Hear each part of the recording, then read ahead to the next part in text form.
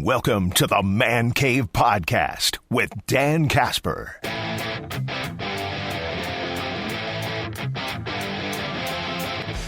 Packers training camp preview series, storyline preview series, highlighting what I think, in my opinion, are some of the top storylines heading into training camp now that we are just a couple weeks away. The countdown is on. I mean, 2 weeks from tomorrow, it's the first practice, for crying out loud. All right?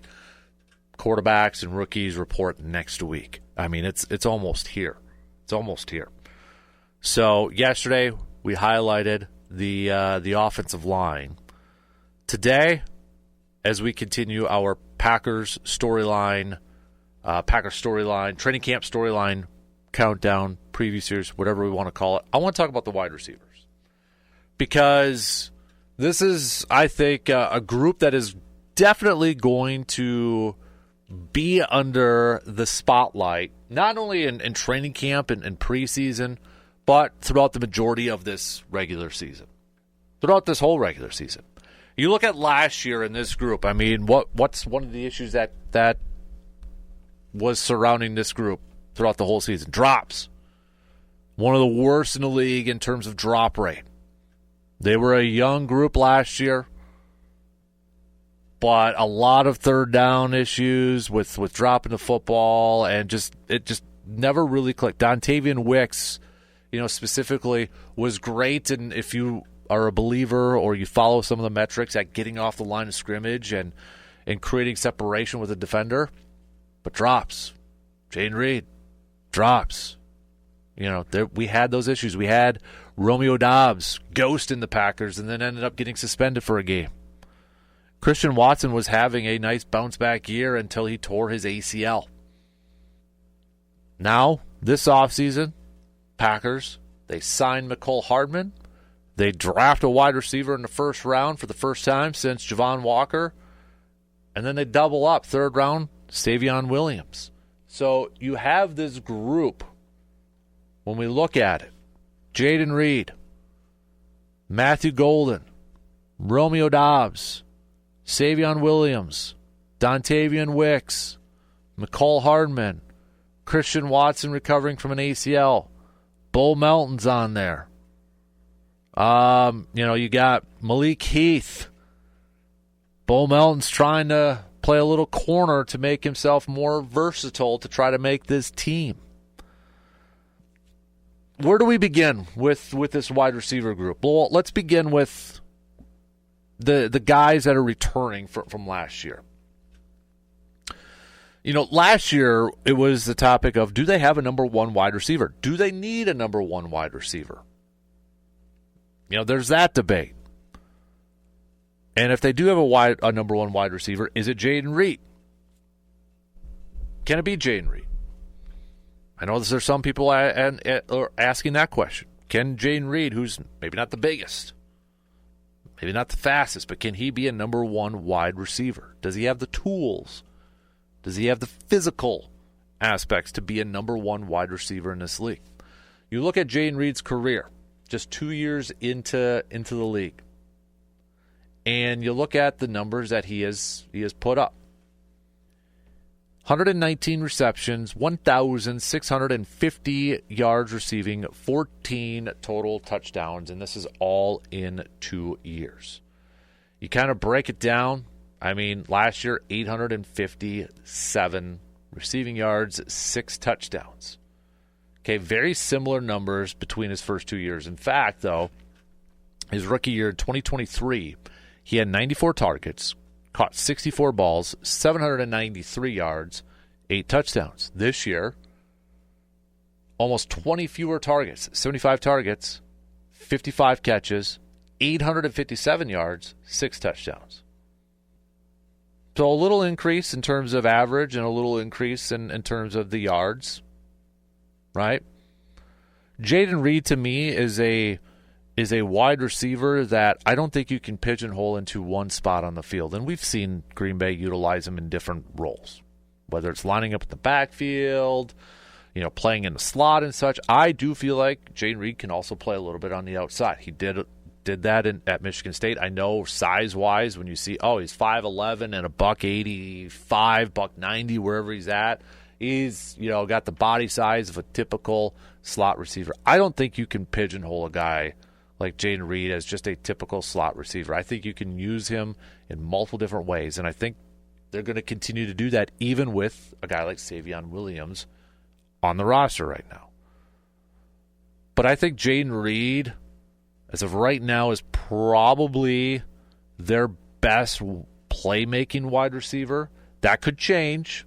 That could change with Matthew Golden. That could change with Williams. We just don't know. But right now, I would say Reed is probably their most, or is the receiver that brings a little bit more to the table from what we have seen so far. Now, I think the potential is there for Matthew Golden to be that number one wide receiver, but we don't know yet. We don't know. I think Golden, the ceiling, to quote Michael Jordan, the ceiling is the roof. I think the roof on his game and the ceiling on that kid's game is going to be incredibly high. I think he's got all the potential in the world. He brings you speed. He brings you some size, a little bit of size. He's not a Christian Watson size big, but to me, Matthew Golden can be a number one type of receiver. I truly believe that. But will he hit that potential? We just don't know yet. I think he's got the traits. I think he's got the tool to do it. We just don't know yet. Jayden Reed right now, to me, on paper and from what we've seen from the last couple of years, is probably your entering week one, your number one receiver in terms of playmaking ability. You got Romeo Doubs.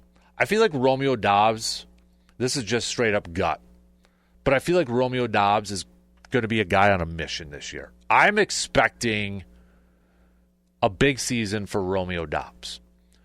And you look at the numbers that he has put up throughout his career. 2022, he played 13 games, 425 yards, 3 touchdowns. Aaron Rodgers year, final year in Green Bay. 2023, 17 games, 674 yards, 8 touchdowns. And then last year, 13 games, dealt with a couple concussions, 601 yards, 4 touchdowns.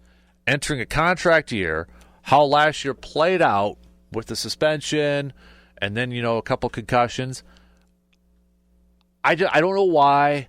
I have this feeling that Doubs is going to have maybe not 1,000 yards, but maybe he eclipses over 800, 900 some, gets like 8 touchdowns. He's going to earn himself a nice contract. I don't think it'll be in Green Bay. Could be wrong, but I don't think it will be. Who knows? Maybe that changes. But I just feel like this is almost like set up for Doubs to have a really good season this year. And he's kind of been this preseason MVP type of guy. Remember, was it like 2022, his rookie year? And he was like the talk of preseason.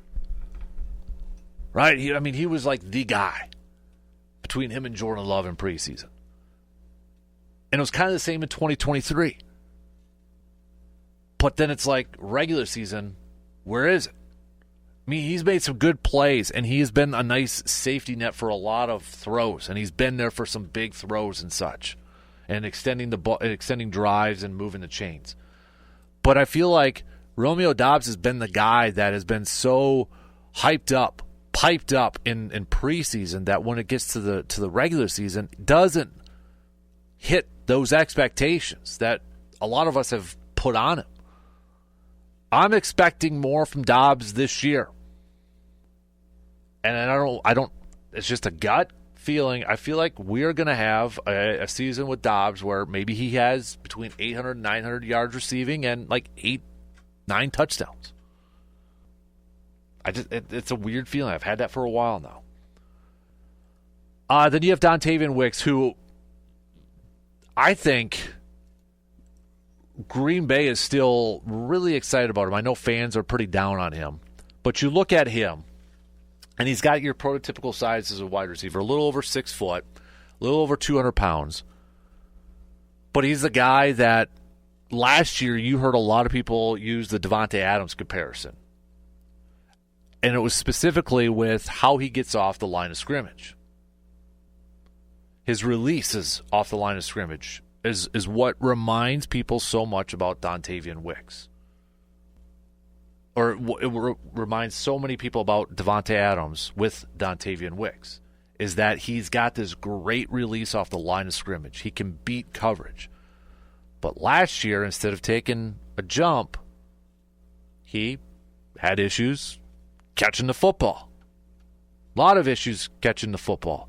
He was still getting off the line of scrimmage, but just couldn't catch the dang ball. His rookie year in 2023, 581 yards receiving, 4 touchdowns, 39 receptions on 58 targets. Nearly 20 more targets this past season, 76 targets, but ended up with the same amount of receptions, 39, fewer yards, 415, did have 5 touchdowns. This is, to me, Dontavian Wicks. This is a big year, year 3 for Wicks, because I think we need to see it start to come together. Now, I'm not saying he's got to go out there and all of a sudden, have 1,100 yards receiving and 11 touchdowns and start putting up Devontae Adams numbers. I mean, Devontae didn't even do that in his 3rd year. But I think we want to, year 3 is an important year for Wicks to kind of showcase where it's all coming together. He's got that great release off the line of scrimmage. Great. Now, catch the ball, do something with the football. Make some big plays. He's got the ability for that. He's got the ability to be a really good wide receiver. We just need it to all mold together now with Dontavian. So can he continue by being a really good wide receiver at the line of scrimmage and just developing the whole game, being a threat down the field, being a threat with the football in his hands?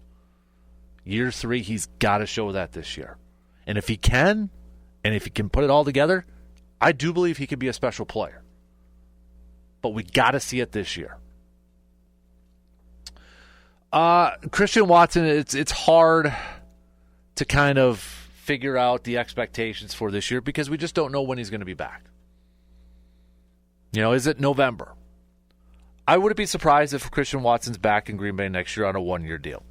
I still feel like when you look at all of these wide receivers, Christian Watson is the guy that has the most intriguing traits.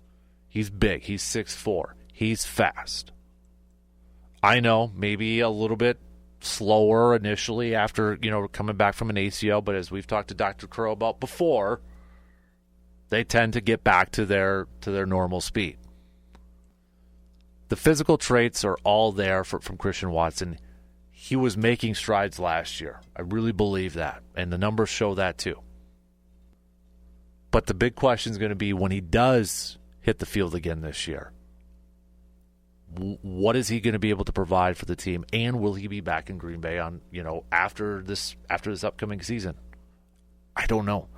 If I had to pick between Doubs and Watson and which one to keep, if it was between those two guys, I'd probably still pick Watson just because of what physical traits he brings to the table. A 6'4", big, fast wide receiver that you can split out wide and stretch the field with. I still like what he brings to the table. I hope he makes a full recovery, which sounds like he is on track. Seems like maybe he's even a little bit ahead of schedule. And when he gets on the field, it's just different. When he's on the field, it's a different offense. You have that big wide receiver that can take the top off. Maybe Matthew Golden can do that, but Matthew Golden's not 6'4".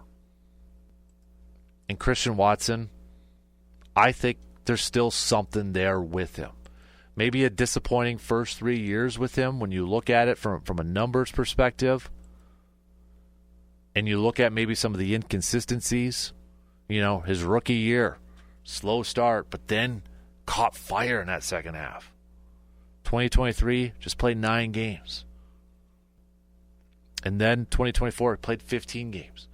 People have this, I think, conception that he's injury prone, but when you look at it, 14 games his rookie year. Yes, 9 in 2023, but 15 last year. I don't think I'd label him injury prone yet. Yes, he's been dealing with some hamstring stuff. Seemed like he turned that corner after going to UW-Madison. with Eric Stokes last year. Wasn't dealing with that last year, but then tears his ACL.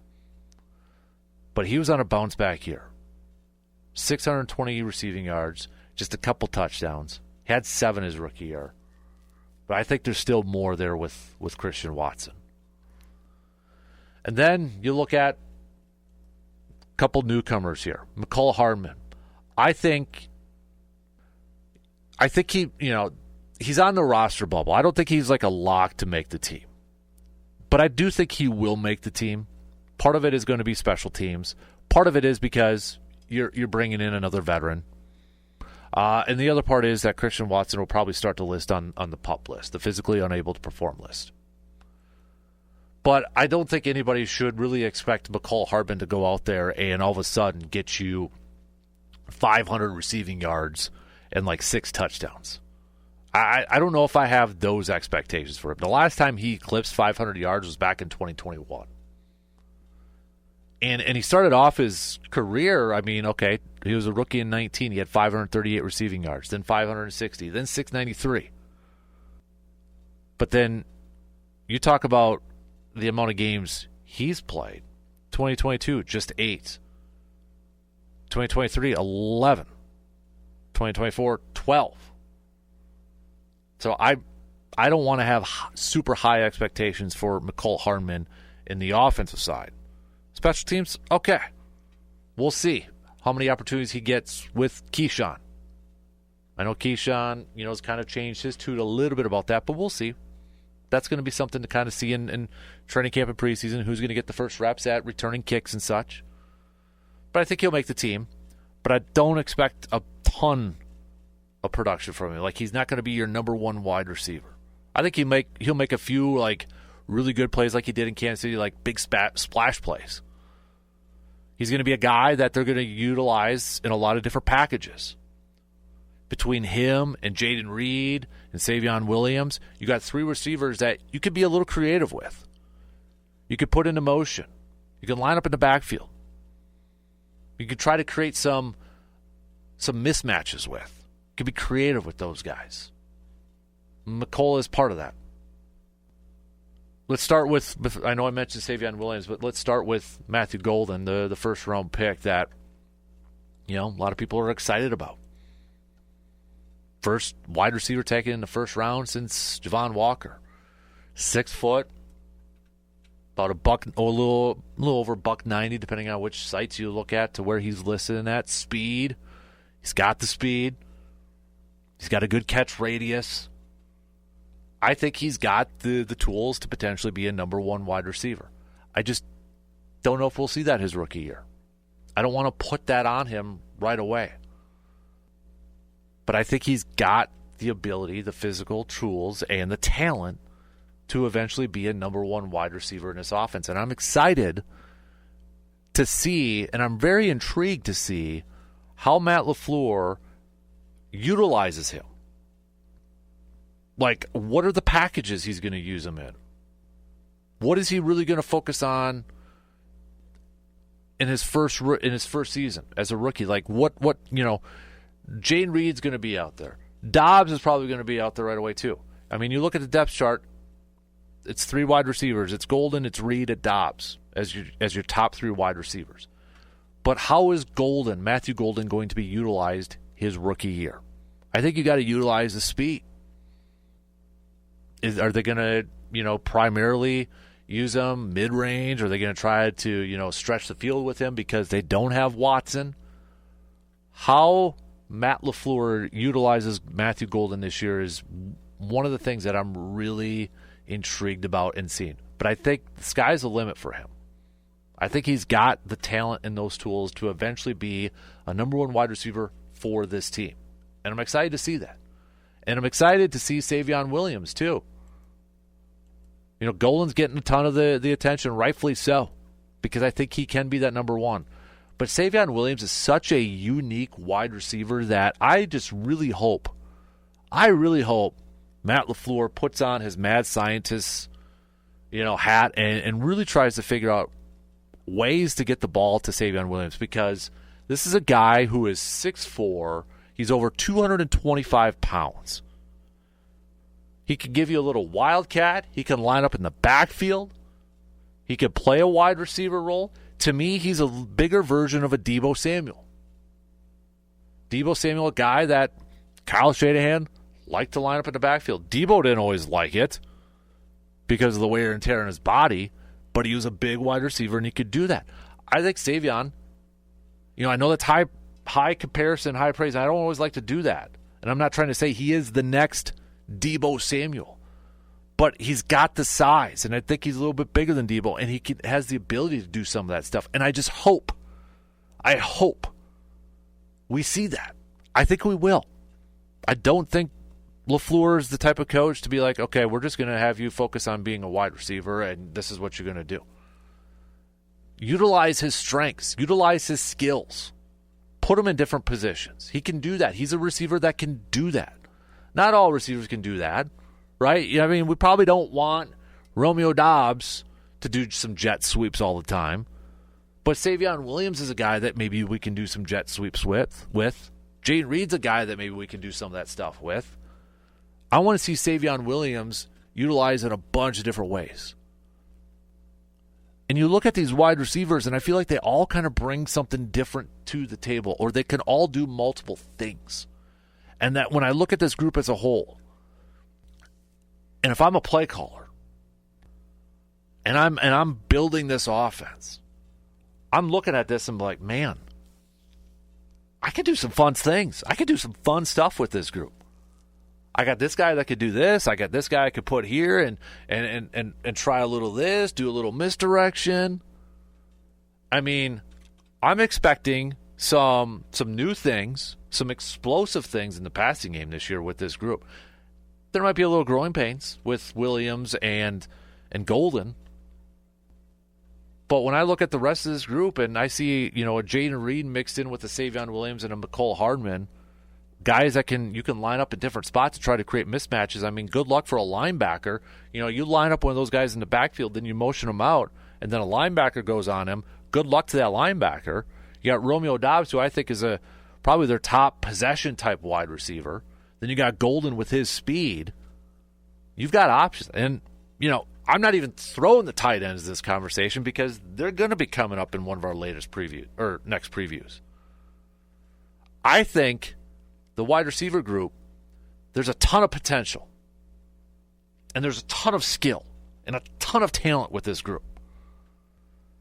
And it's going to be up to LaFleur, up to Adam Stenovich, up to Jason Vrabel, to that offensive group to get the most out of these guys, to get the most talent out of these guys. They've got a bunch of unique skill sets. And it might be tough to get the ball a lot to these guys, but Jordan Love's going to be able to spread the ball around. Guys may not be able to get as many balls as they want, but I really believe that the potential is there with this group. Can it come together? Can it hit that potential? That's the question. And it starts with the coaching staff, putting them in a position to succeed, putting them in those right packages, but also the players themselves to reach that potential. I'm excited to see these guys grow. And I think you're going to see growth throughout the season. You might see a little bit of a slower start at the beginning, especially with, maybe the rookies. But when we hit like week 14, week 13, somewhere around there, I'm excited to see where this group's at. And maybe some of the fun stuff that they're doing on the offensive side, like, oh man, that play was sweet. Like, I really hope a lot of Mondays we're back on a Victory Monday and we're saying, dude, remember that one pass play or that one formation or that one play call? That was sweet. That was such a sweet call. I'm hoping we're saying that a lot of times this year because I think we have that ability with this group. I know it's a tough, tall task, and it's putting a lot on the shoulders of those young guys, but I feel like this is a group that has a unique skill set that can really, if I'm a play caller and I'm a play designer, I would be so excited about. I got to imagine LaFleur is too.